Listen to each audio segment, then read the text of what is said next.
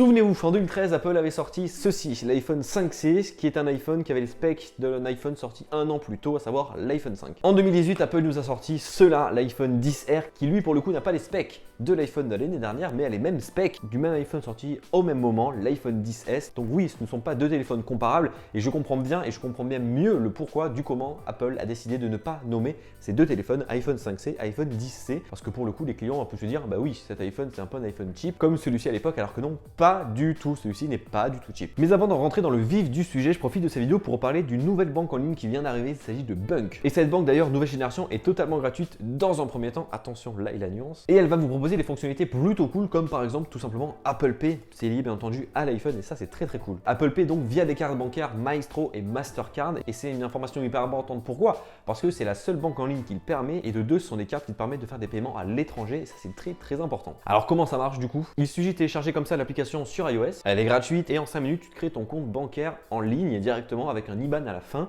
un IBAN qui te permettra de pouvoir recevoir des virements et faire des virements. Tout simplement. Et directement, tu seras prêt pour utiliser Apple Pay directement via ton application sur ton téléphone, parce que dans ton premier temps, tu n'auras pas de carte bancaire via le compte gratuit. Tu pourras simplement avoir une carte virtuelle sur ton téléphone et donc payer en sans contact avec ton iPhone ou par exemple ton Apple Watch en sans contact sur les terminaux TPE des commerçants par-ci par-là. Tu approches, tu bipes et ça marche tout seul. Et moi, je le vois à mon stade, ça fait plus d'un an que j'utilise Apple Pay. Parfois, ça m'arrive de sortir de chez moi sans portefeuille, juste avec mon téléphone et ma montre et directement de pouvoir payer de partout. C'est quand même très rare aujourd'hui des commerçants qui n'acceptent pas le sans contact.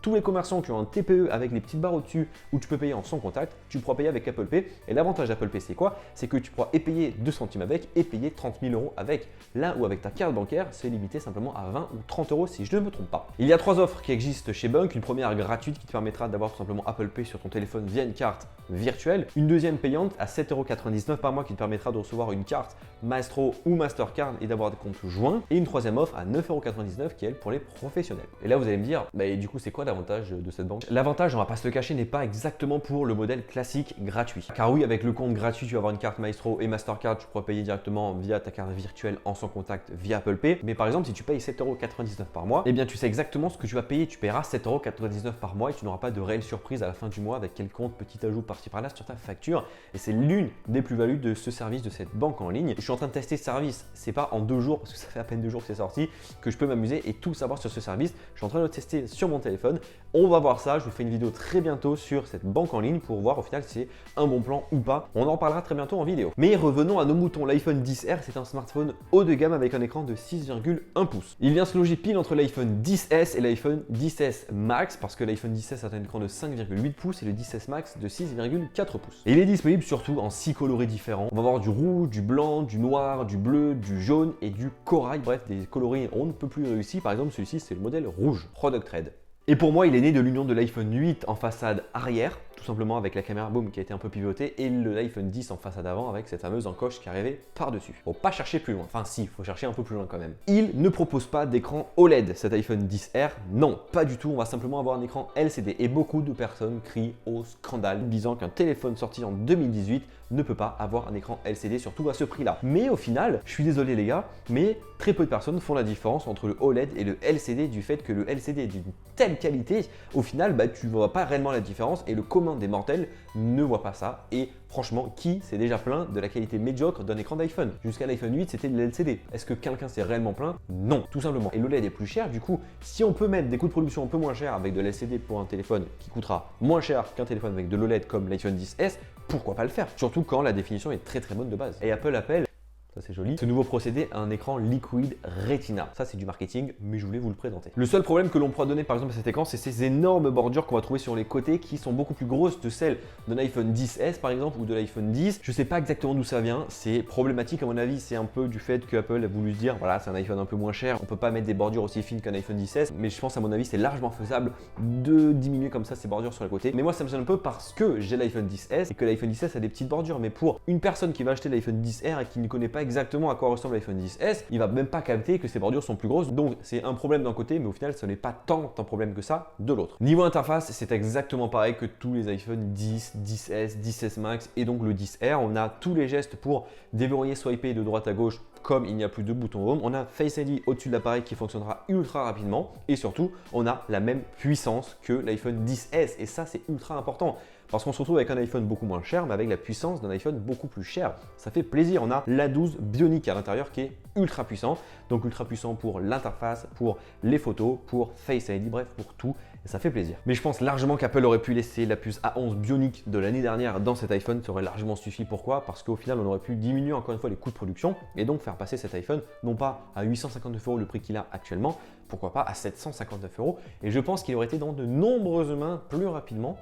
Mais ça encore, c'est Apple et c'est du marketing. Le grand absent de cet iPhone XR, c'est 3D Touch. Oui, il n'y a plus 3D Touch à l'intérieur de ce téléphone et c'est bien dommage parce que au final, c'était à l'époque sur les iPhones LCD, l'iPhone 8 c'est de l'LCD, il y avait 3D Touch. Là, sur cet iPhone XR, ça ne l'est plus.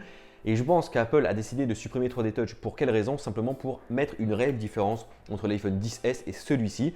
Parce que sinon, c'était vraiment des téléphones beaucoup trop proches. J'ai une petite tristesse, une petite larme à l'œil du fait qu'il n'y ait plus 3D Touch à l'intérieur parce que c'est pratique au final, 3D Touch, et tu gagnes du temps pour lancer des petites opérations par-ci par-là. Donc c'est dommage qu'Apple ait décidé de supprimer 3D Touch. Ils ont amené le Haptic Touch, mais qui ne marche pas aussi bien que 3D Touch et qui ne marche surtout pas partout.